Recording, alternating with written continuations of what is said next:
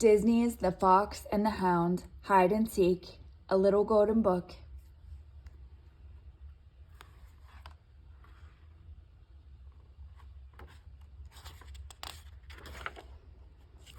Todd was a lively young fox who lived on a farm.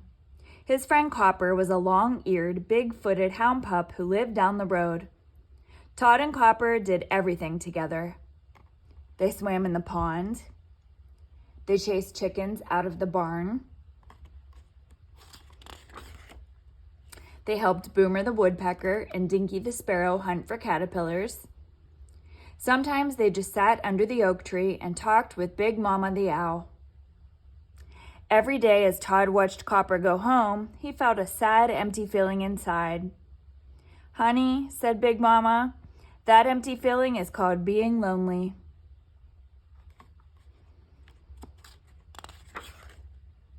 One afternoon when Copper came to play, Todd was tired of chasing chickens and looking for caterpillars and staying around the farm.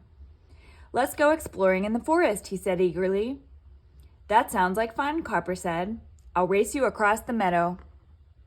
"You two ought to wait till tomorrow morning," Big Mama called after them. "It gets dark fast in the forest and you might get lost." "Don't worry," Todd said. "We'll be careful." And off they ran. It was cool and dim in the forest. The trees were close together and their leafy branches shut out the sky. The only sounds were the chirping of birds and the rustling of small animals in the underbrush. "What a good place for hide and seek," cried Todd. "Want to play, Copper? I'll hide and you look for me." "Okay," said Copper. "I'll find you too." Copper covered his eyes and started counting while Todd looked for a place to hide.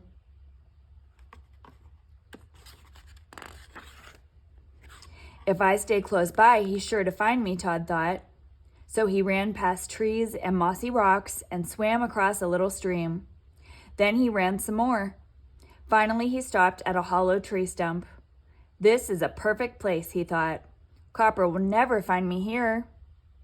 He crawled into the stump and curled up. It was cozy and warm, and Todd was tired from all the running he'd done.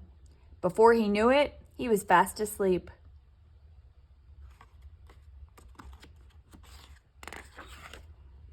Meanwhile, Copper had finished counting and was looking for Todd. He put his nose to the ground, as hound dogs do, and sniffed for Todd's scent. He sniffed at a clump of tall grass. There was a beating of wings and a quail flew out. He sniffed at some dry leaves under a big beech tree. 2 squirrels jumped out and ran up the tree.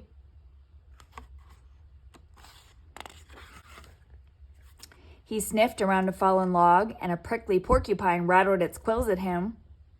At last, Copper picked up Todd's scent. He followed it to the stream and he swam across. But when he got to the other side and started sniffing again, there was no trace of Todd. Copper began to get worried. "What if it gets dark before I find Todd?" he thought.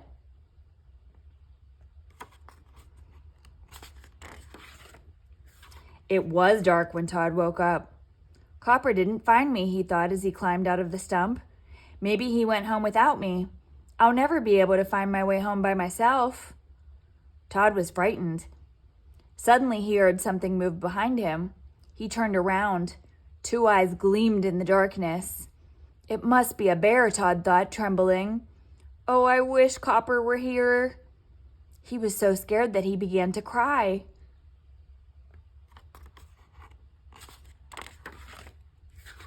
"Todd, is that you?" a shaky little voice asked. "Copper," Todd exclaimed, "you found me! I thought you were a bear." "I'm so glad I found you," Copper said. "I was frightened all by myself in the dark." "So was I," Todd said. "I thought you had gone home and left me here alone." "I wouldn't do that," said Copper. "We're friends. Friends stick together and help each other out."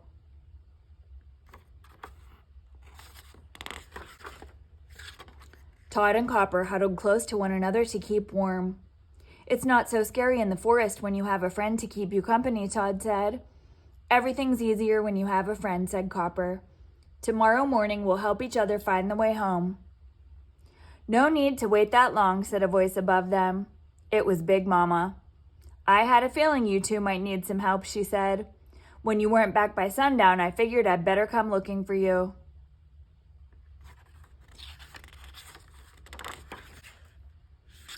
We're glad you did, Big Mama, Copper said. Thank you. Well, honey, you're my friend, said Big Mama. Friends take care of each other. Now you just follow me, and I'll have you home in no time. When they were out of the forest and across the meadow, Todd and Copper stopped to say goodbye. Copper, will we always be friends? Todd asked. Forever and ever, said Copper. Maybe even longer than that. The little hound started down the road to his home. This time Todd didn't feel a bit lonely as he watched Copper go.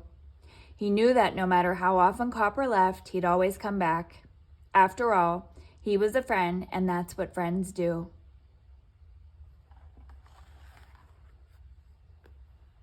The end.